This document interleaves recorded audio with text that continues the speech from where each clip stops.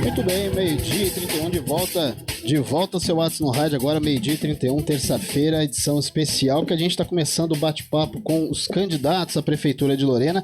Um aviso bem rapidinho para você que está nos acompanhando, já falamos no bloco anterior. Se o nosso amigo Mark Zuckerberg do Facebook jogar mais uma casca de banana, a gente tiver um probleminha, no YouTube a transmissão está direta, na rádio também direta, e se por acaso, aliás, por acaso não, tendo problema ou não, a entrevista completa também estará publicada nas nossas redes sociais, tá? Então, assim, o máximo que a gente puder fazer para levar aí a palavra dos 5 candidatos, assim faremos. E a gente vai começar a conversa com o Carlos Alberto Leite da Silva, Beto Múcio, do PRTB, ele que é da coligação Coragem para Mudar, nascido no dia 7 de setembro de 1969, advogado com especialização em direito tributário, e ele está em sua primeira eleição a prefeito. Candidato, primeiramente, antes da gente começar, as perguntas com as entrevistas vão ser cronometradas, a gente vai ter 20 minutos para fazer essa entrevista, e depois vamos ter 2 minutos para as considerações finais. Mas primeiro, boa tarde do candidato. Boa tarde a todos vocês, boa tarde aos ouvintes, e quero agradecer a oportunidade que eu estou tendo aqui, né, de apresentar nossas propostas e se apresentar também ao público do Jornal Atos. Muito bem. Então vamos lá, a gente vai cronometrar então as entrevistas, o Rafaela e o Edinho, se puder me ajudar, e o Edinho vai colocar também no ar, né, Edinho? O pessoal poder ir acompanhando. Antes a gente abordou durante o próprio sorteio, né, da ordem dos candidatos, que teríamos 3 questões, 3 debates, 3 assuntos estipulados: saúde, educação e o emprego, e emprego, geração de emprego na nossa região, e também depois uma pergunta aleatória sempre vinculada ao candidato. Vamos lá então, gente, começar pela saúde. Candidato, o senhor tem irmão e esposa? Minha esposa é médica, dermatologista, e faz saúde pública também, Cachoeira e Aparecida. Entre as suas ações da saúde, o senhor estipulou 2 projetos, que primeiro é ampliar o horário de atendimento noturno, e também a criação ou a tentativa de trazer para Lorena o hospital regional. O senhor poderia falar para a gente sobre essas propostas, como é que elas seriam colocadas em prática? Só um minutinho, eu queria parabenizar aqui a todos os professores pelo dia de hoje, né, que é o Dia dos Professores. Então vamos lá. Então, nós tivemos na Prefeitura de Itajubá, onde nós tivemos contato com o Christian, que é o vice-prefeito de lá e candidato a prefeito, onde nós tivemos a oportunidade de conhecer algumas propostas deles que funcionou, né, que tem dado certo, e desafogou o pronto-socorro de Itajubá. E esse exemplo a gente pretende seguir aqui em Lorena, que é a ampliação do horário de atendimento de 4 postos de saúde, seria no caso o do bairro da Cruz, Gabelinha, da Vila Nunes e do Industrial. A gente atenderia essas 4 áreas, essas 4 regiões, e poderia dar um atendimento melhor, principalmente para aquele trabalhador que sai do serviço às 18 horas e não tem onde ser atendido. Então, ele continuaria, a Secretaria de Saúde prestaria esse serviço após as 18 horas e até as 20 horas. É um plano piloto que a gente pretende implantar em Lorena, sendo eleito, e se dando certo, a gente pretende estender aos outros postos. O porquê que nós pensamos em ampliar o horário? Eu tenho pessoas, bastante amigos, que são médicos, todos, principalmente os médicos que trabalham na rede pública, ele tem um período que tem um pico de atendimento. E depois eles ficam, na verdade, ociosos. Então, como eles ficam ociosos, a gente achou viável flexibilizar o horário dos médicos, né, e dos enfermeiros, dos demais membros lá da saúde, e eles voltariam após as 18 horas, completando a jornada até as 22. Seria uma oportunidade, inclusive, para os profissionais da área de saúde fazer outros afazeres, como cuidar da casa ou da família, ou até mesmo fazer um atendimento na rede privada. E o hospital regional também é uma outra proposta. Sem dúvida. O hospital regional a gente vê como necessidade, primeiro, para dar maior conforto à nossa população, né? Porque hoje a gente tem informação que o lorenense ele sai às vezes 3 horas da manhã. Ontem, inclusive, passaram essa informação para mim. E como tem que aguardar o atendimento do último paciente, né, que vai na van, às vezes ele é atendido 6 horas da manhã, tem que voltar às 15, 16 horas, quer dizer, a pessoa já vai numa situação de fragilidade. A gente tendo o Hospital Regional em Lorena, a gente vai dar mais conforto aos nossos lorenenses e também criaremos a oportunidade de gerar emprego e renda em Lorena, como aconteceu em Caraguatatuba, que gera hoje cerca de 1.000 empregos diretos e indiretos. O senhor tinha uma questão estrutural para colocar esses dois projetos em prática ou não? Temos sim. A gente, primeiro, a gente vai depender do governo do estado, né, de uma política que a gente vai fazer junto ao governo do estado para trazer esse hospital regional. A gente pretende, eu tive uma reunião com alguns lojistas do shopping, eles nos indicaram uma área próxima ali do shopping, em frente, perto da Perfilor, uma empresa de telha. O porquê disso? Para tentar fomentar o consumo do shopping, que infelizmente está caindo cada vez mais, ainda com reflexo da pandemia, a gente sabe que vai cair mais ainda. Se a gente tiver o hospital regional próximo do shopping, seria uma forma da gente fomentar o comércio, as atividades de consumo do shopping. Por exemplo, uma pessoa com um paciente, com familiares com poder aquisitivo mais baixo, ele vai ao supermercado, ele pode fazer as compras de acordo com o seu poder aquisitivo. Se tiver um poder aquisitivo mais alto, ele pode ir na praça de alimentação e até mesmo se hospedar no hotel que existe no shopping. Então seria uma oportunidade de a gente fomentar, inclusive, essa cadeia produtiva que nós pretendemos trazer para Lorena. Muito bem, vamos falar de saúde, Éder? Perfeito. Beto, quanto você pretende investir no seu governo, se eleito for, na saúde municipal? Na verdade, todos os prefeitos eles acabam gastando muito mais do que é previsto por lei, porque existem diversas despesas que ele tem que atender e a verba legal não atende. Então, primeiro a gente tem que pisar na prefeitura, a gente precisa saber a realidade do município, não dá para a gente falar em números no momento, que a gente não teve acesso a essas informações. Já chegamos a pedir algumas informações, até o momento a gente não teve. Eu, principalmente, estou querendo saber dos precatórios de Lorena, quero saber o que existe de precatório, porque são dívidas que a prefeitura vai herdar, o próximo gestor vai ter que pagar. Então, se eu falar de algo de orçamento no momento, eu estaria cometendo um equívoco. Primeiro, a gente tem que pisar e saber realmente como é que está a situação do município. E uma situação que nos preocupa é com relação à venda de diversos imóveis do município. Quer dizer, a gente tinha uma gordurinha, que vai cair a arrecadação de Lorena no próximo ano, e a gente tinha uma gordurinha que eram os imóveis. Eles foram vendidos agora e acabou descapitalizando o município o próximo ano. O próximo gestor vai ter essa dificuldade. Então não tem como eu falar planejar em valores ou em porcentagem, até porque a gente não sabe como é que está a situação da prefeitura. O que eu sei é que foi vendido mais de 15 imóveis. Isso é certeza, está no site da prefeitura. Enquanto prefeito, qual seria o seu posicionamento com relação a uma administração compartilhada com a Santa Casa? Eu acho excelente. No passado já funcionou muito bem, inclusive foi o auge dos trabalhos da Santa Casa. Hoje, até as televisões foram retiradas por contenção de despesa. Nós temos que retomar a participação da iniciativa privada junto ao pronto-socorro de Lorena. Se a gente conseguir trazer também o hospital regional, a cirurgia de alta complexidade, embora seja feita na Santa Casa, inclusive é o que mais traz recursos para a Santa Casa, nós teríamos o hospital regional que daria suporte também e diminuiria o custo das despesas com esse tipo de cirurgia, que são as cirurgias terciárias de alta complexidade. Então, na verdade, a gente iria minimizar o custo com esse tipo de tratamento. Só para poder passar, essas ficaram então as questões aleatórias, né? A gente acabou passando as aleatórias para a segunda. Passar agora para a educação, Éder. Candidato, a gente tem um grande desafio agora, que é planejar a educação do pós-pandemia. O que o senhor tem dentro do seu plano de governo com relação a estrutura, alunos e principalmente a professores no pós-pandemia? Então, primeiro a gente tem que se adaptar às plataformas digitais. Isso aí já existe desde 1996, que é o estudo, o AD, né, que é o estudo à distância. Infelizmente, nós não nos preocupamos com esse tipo de serviço, que já existe no mercado, e Lorena ficou agora com a pandemia, na verdade, com os pés descalços. Então nós temos que refazer, temos que fazer essas plataformas digitais e tentar implantar no município de Lorena um ensino híbrido, que seria aulas presenciais e mais as aulas digitais, através das plataformas digitais. E existe também o FUST, que é um fundo que existe, que é para levar a internet para as regiões mais distantes e mais carentes, onde daria um suporte maior para os nossos alunos, onde eles teriam acesso à internet. Esse programa já existe pelo governo federal. Infelizmente, Lorena não sabe disso ainda. Nós temos que aproveitar esse recurso para levar a internet para onde não tem.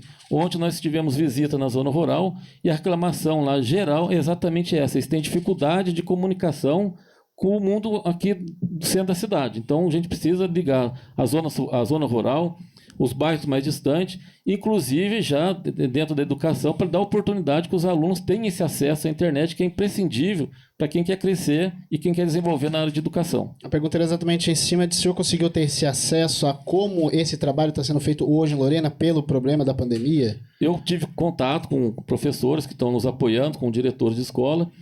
Infelizmente, não existe essa plataforma digital.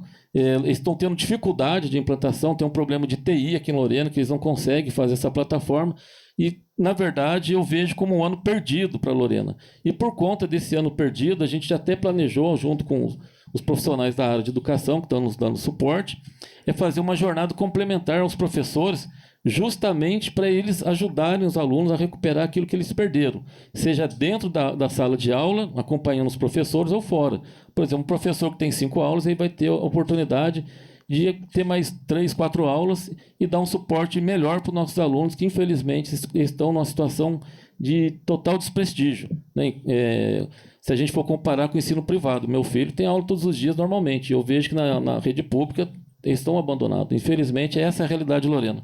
A gente vai ter agora em Lorena uma das cidades que vão retornar com o ensino presencial somente no próximo ano. O senhor conseguiu formular, além da questão estrutural, como que isso pode ser implantado a partir do próximo ano para que os alunos que tiveram essa dificuldade do acesso não sejam ainda mais prejudicados? Então, a gente tem que se adaptar à realidade que já existe, né? A gente pega os países desenvolvidos. Esse ensino, as plataformas digitais já existem, a gente tem que inserir as plataformas digitais, eu estou insistindo nisso, desde o ensino infantil e do Fundamental 1 e 2. A gente tem que inserir. Na verdade, às vezes eu faço esse comentário, algumas pessoas não gostam. Eu me sinto um analfabeto na área das plataformas digitais. Eu não sei mexer com computador. A grande verdade é essa.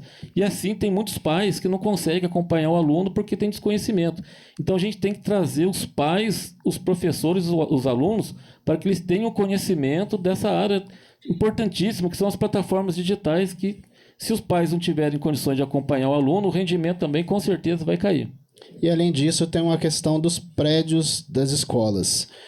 Lorena, o senhor consegue, até porque a gente vai precisar ter uma adaptação, o senhor consegue planejar com relação aos prédios, o que dá para ser adaptado, recuperado? Lorena tem material e prédio para ser recuperado para a própria educação? Então, a gente vai ter que fazer uma avaliação, né? A gente vai ter que fazer um inventário de todo o patrimônio da área de educação para a gente ver e constatar a realidade do município.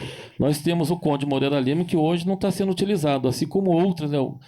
Outros colégios que, infelizmente, o que a gente vai ter que fazer é adaptar todas as escolas. A gente vai ter que inserir, seja o computador, alguma ferramenta digital, a gente vai ter que inserir no ensino para que a gente possa avançar. Caso contrário, a gente vai continuar patinando. Então, a gente precisa, sim, que as escolas tenham as salas com computador, e outras ferramentas digitais para que possa atender o aluno. Eu até ouso dizer que os livros estão fadados a acabar num determinado momento, que não vai haver mais necessidade de livros. Já existem as bibliotecas digitais, né? Já existem várias ferramentas que o aluno tem acesso e pode ter um aproveitamento muito melhor. Existe já as aulas à distância, né? Os professores que são contratados, professores altamente qualificados, que eles também podem complementar a aula dos alunos através das videoaulas, que a gente tem que implementar no ensino público do município para a gente igualar ao ensino privado. Muito bem. Wesley, nós falamos de saúde, o Wesley fez as perguntas também, perguntas aleatórias vinculadas ao plano e acompanhamento da sua pré-campanha, né? E agora a campanha.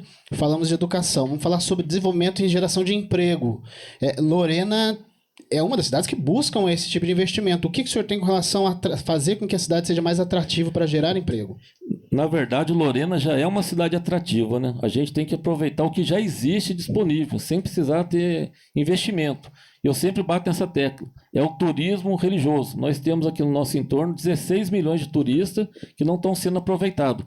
Ontem ainda fizeram essa pergunta para mim. Mas Lorena não tem nada. Mas existe o turista do nada. O turista ele fica aparecido o dia todo. O que ele quer fazer no final da noite? Dormir. Que ele venha dormir em Lorena, que ele venha fazer o nada em Lorena.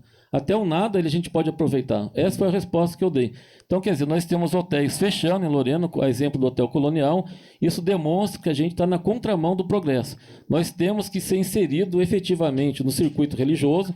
Nós temos esse potencial imenso que está sendo desprezado. Eu cito o exemplo da Basílica São Benedito, que é a única que dá indulgência fora do Vaticano, a Basílica de São Pedro, que dá indulgência. E temos também 2 relíquias de santo em Lorena. Nós temos aqui na Água do Barão a relíquia de Santa Elizabeth, que é um fragmento de osso. Necessidade, às vezes, a pessoa até Roma para poder ter essa indulgência, sendo que Lorena tem esse privilégio. Então, a gente tem que aproveitar o que já existe no nosso entorno. Existe o turismo gastronômico, nós temos uma culinária diferenciada, comida tropeira, até agora, a época do Içá. Nós temos que aproveitar tudo que nós temos gratuitamente, sem precisar de muitos investimentos. Essa é a forma do progresso de Lorena, que já existe. Sem contar outras potencialidades que nós temos, que eu sempre bato nessa tecla também. Nós temos uma gama de universidades, nós somos produtores de tecnologia. O grande desafio nosso é transformar a tecnologia em produto final, que ele chegue na mesa do consumidor. Lorena desenvolveu diversas tecnologias, exemplo do Proálcool. Hoje nós não temos uma usina de álcool aqui em Lorena. O biodiesel foi desenvolvido em Lorena, o processo de purificação do nióbio foi desenvolvido em Lorena, nós não temos nada aqui nessa área. Sem contar agora, recentemente, que eu sempre repito, o professor Silvio Silvério desenvolveu um bioinseticida que daqui a uns tempos, infelizmente, vai acabar sendo produzido em outra cidade, porque nós não temos um parque industrial. Nós não estamos dando oportunidade para os nossos empreendedores, os nossos empresários a produzirem em Lorena. Então, existe um grande filão que é a transformação da ciência e tecnologia em produto final. O Brasil é um dos maiores importadores de tecnologia do mundo, e nós produzimos tecnologia dentro de Lorena e não somos capazes de transformar a ciência e tecnologia em produto final até a mesa do consumidor. Esse é o nosso grande desafio. Eu tenho certeza que nós tiraremos Lorena desse sufoco que nós estamos passando. A pandemia vai trazer novas reformulações para o novo gestor. Se ele não tiver criatividade, não conseguir enxergar o que já existe disponível, Lorena não vai andar. E tenho certeza, sendo eleito, nós temos equipe preparada para trazer o desenvolvimento para Lorena. E usar Lorena, que Lorena já tem, né? Agora, além disso, a busca por investimento privado com relação às empresas, né? Lorena, como outras cidades da região, perdeu algumas marcas nos últimos anos. Como atrair essas marcas, principalmente no momento agora em que essas marcas estão atrás de credibilidade por parte da cidade com relação ao planejamento? Certo. Então, como havia dito, a gente tem que, volto a dizer, temos que aproveitar o que já existe aqui. Quando a gente fala que as empresas estão deixando de investir, eu acho isso aí uma mentira. Nós temos exemplo aqui de Canas, que tem um parque industrial, 80%, se não for mais, são investidores de Lorena, quer dizer, deixaram de investir em Lorena e foram produzir emprego em Canas. A exemplo da Lorenfer, que vai gerar 120 empregos em Canas e não em Lorena. Quer dizer, já existe boas leis em Lorena, inclusive foram criadas no governo do Dr. Bustamante, Marcelo Bustamante, que é a lei de incentivo tanto na área do comércio, na área do turismo e da indústria, só que infelizmente essas leis não estão sendo bem aproveitadas. Essas leis têm que ser readaptadas à realidade atual e que tenho certeza, se a gente fizer uma política fiscal no município, a gente vai conseguir trazer grandes investimentos para Lorena, principalmente, volto a dizer, aproveitando o que já existe.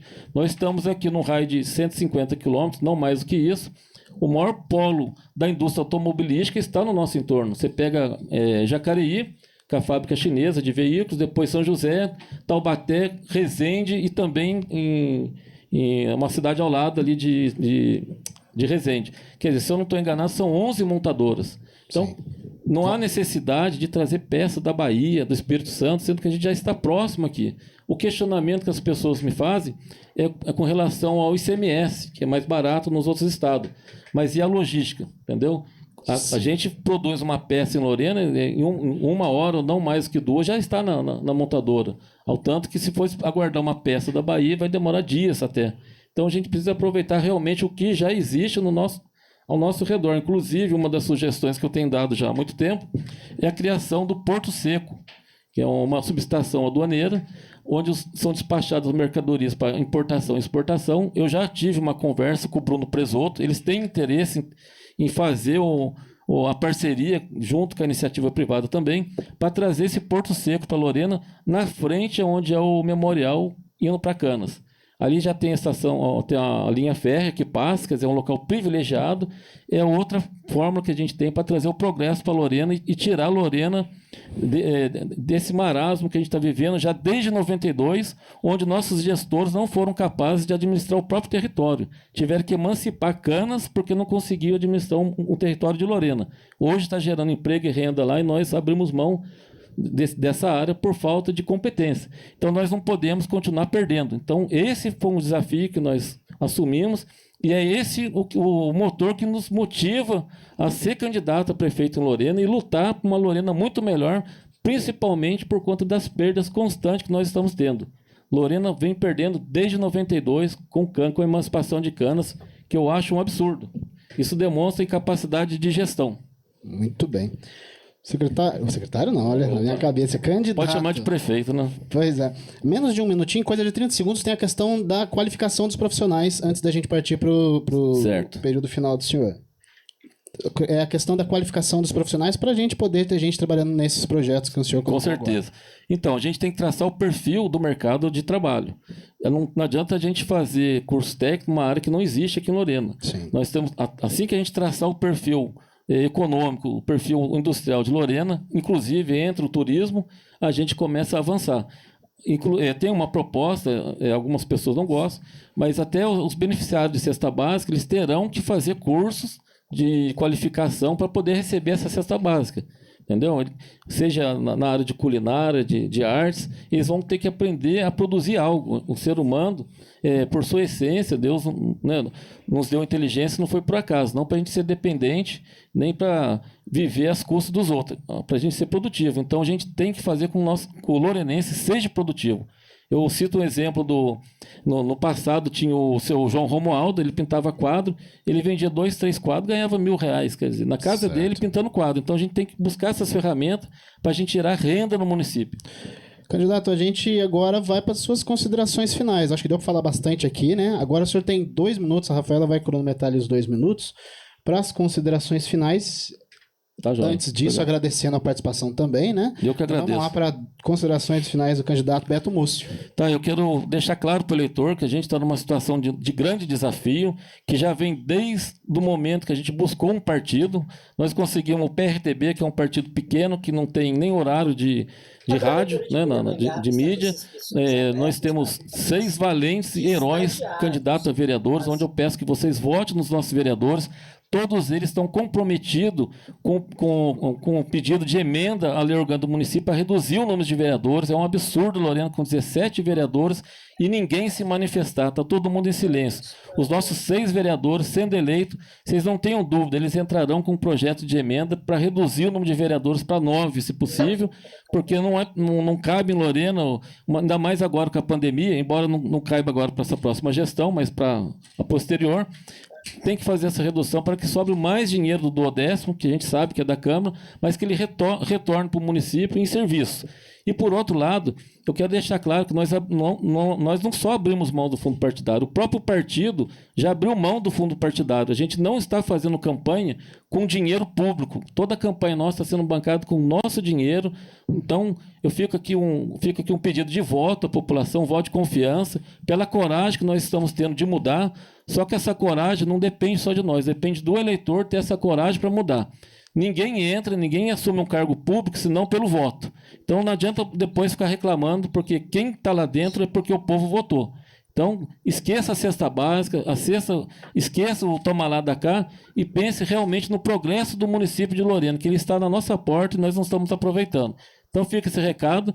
E Beto Múcio, junto por Lorena, junto com a Silvia Jerônimo, nossa vice-prefeita, que, por sinal, uma excelente pessoa, gostaria que vocês procurassem ter conhecimento das nossas propostas já nas redes sociais.